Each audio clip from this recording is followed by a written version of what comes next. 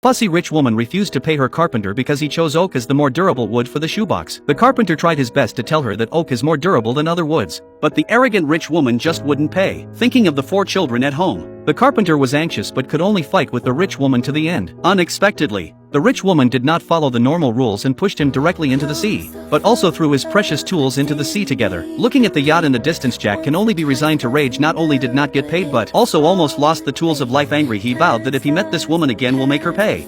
Friends cannot help but hit him with this kind of yacht all over the world. Rich woman is not easy for them to meet, but as fate would have it, the drunken rich woman wandered on deck that night trying to pick up a ring that had fallen through a crack, not realizing that she too had fallen into the sea. This time she got what she deserved, because none of her crew was indoors and none of them realized she was gone, and watched in despair as the yacht sailed away, losing consciousness in the cold water. The next day, the town's TV station broke the news that a fisherman who had gone out in the early hours of the morning had retrieved a drowned woman, a rich woman named Annie. Doctors saved her life, but she has amnesia and they don't know when she'll regain it. Her butler was watching the local news channel when he realized his boss had disappeared for the night. He didn't dare alert anyone, and after making sure that the boss really did have amnesia, he pretended not to know Annie because she was too much of a pain in the ass to be around with her constant bad temper, not to mention her arrogance. She punished the entire kitchen for making freshly caught caviar that didn't taste right. And that's just one small example. If it weren't for her mother's generous salary, everyone would have quit. So the housekeeper decided to take advantage of her memory loss to give herself and her staff a vacation. On the other hand,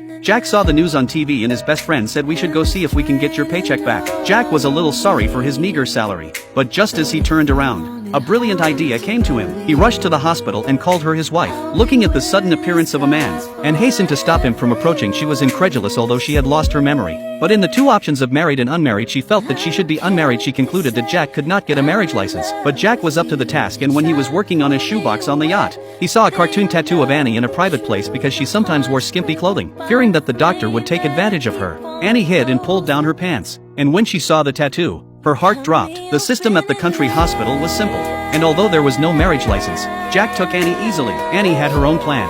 She couldn't pay her medical bills while she was in the hospital, so she decided to follow Jack home and make her own plans. But what she never expected was that his home would be this small, shabby house in front of her, which was not only messy, but also had 4 boys who took turns calling her mom. At this moment, she really felt that the sky had collapsed.